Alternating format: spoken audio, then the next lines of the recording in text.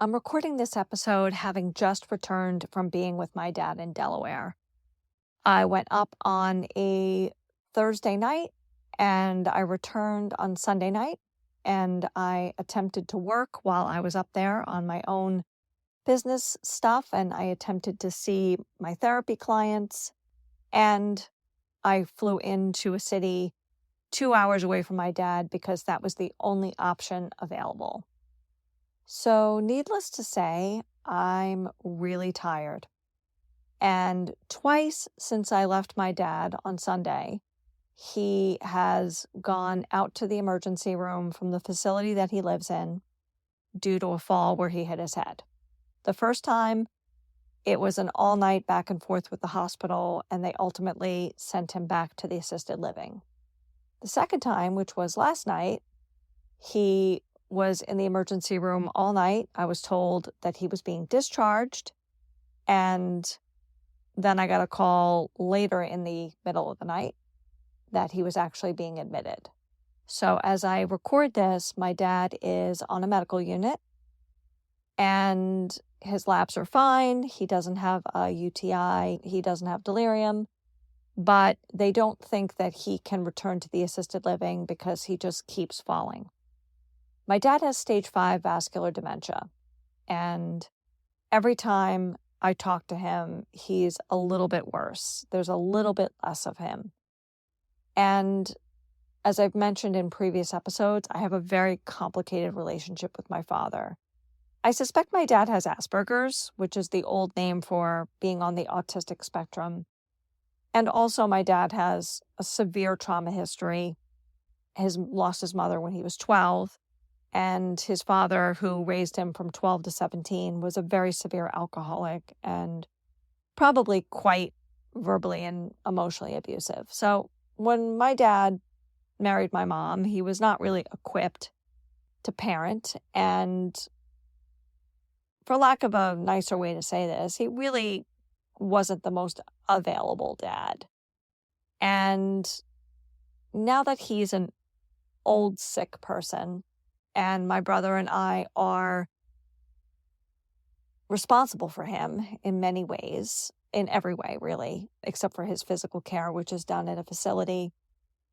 It's been very, very difficult since my mom died. And now that she's gone and we've pulled back and we can see the whole picture of his level of functioning or lack thereof, I suspect he's probably had dementia for a decade, being that he's this far along.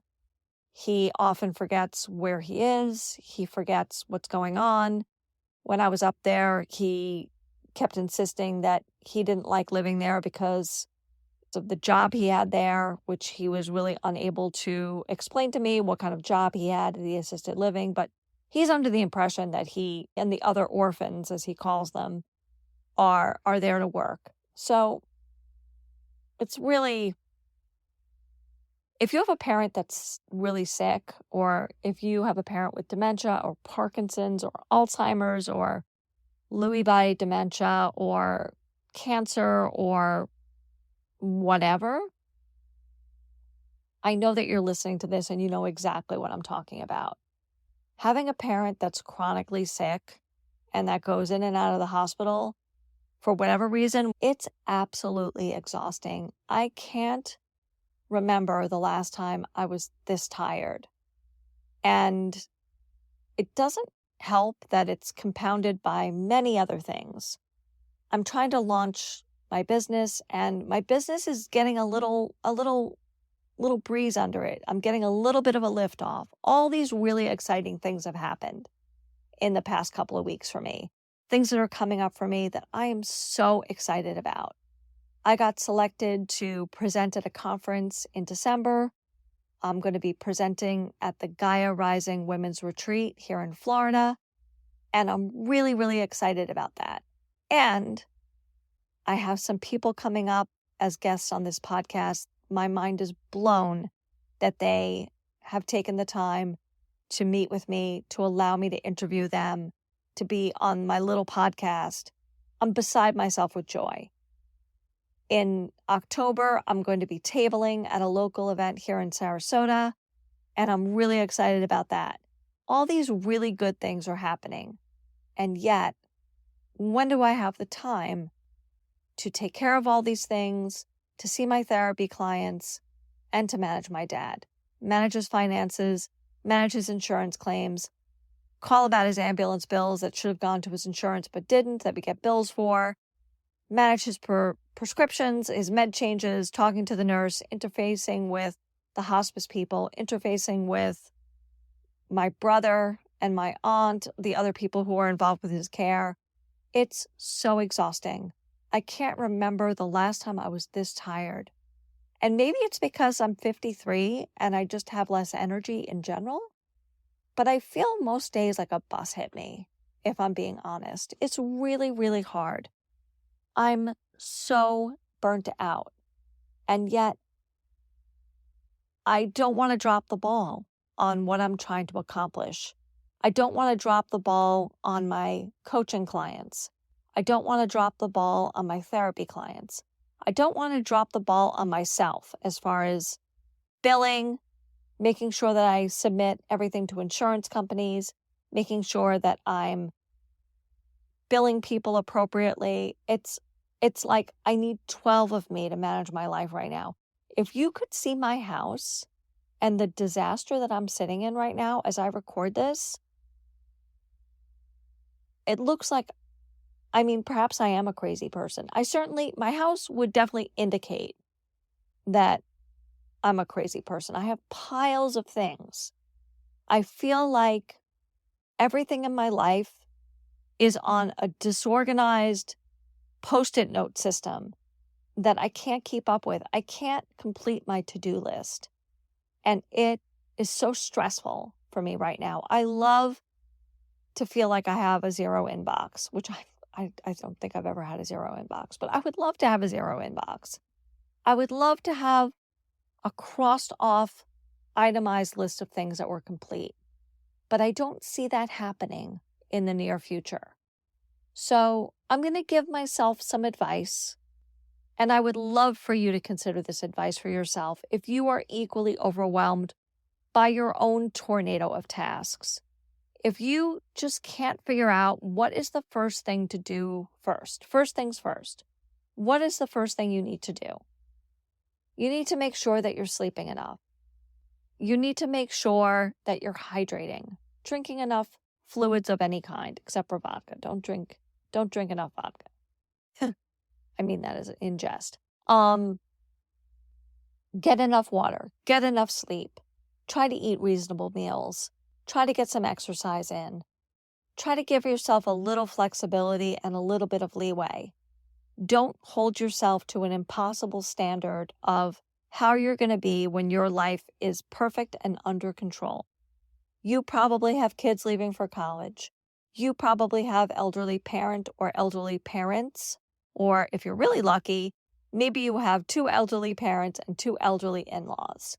You probably have friends that you've dropped the ball on.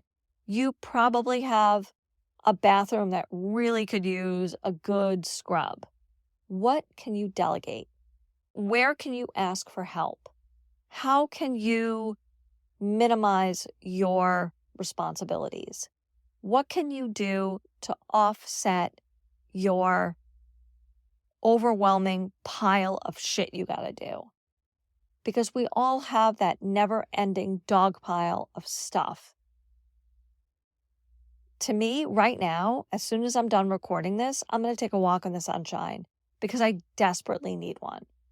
And then I'm going to edit this podcast and slate it for publication. And that won't take me very long because this is a solo episode. Then I'm going to look at my week and try to figure out if I have to go back up to Delaware, which I may very well have to. I'm anticipating that tomorrow I'm going to have a phone call with the assisted living and they're going to say, we can't manage your dad here anymore. And then my brother and I are going to have to figure out how to get up to Delaware, where to move his things to, and all that other jazz.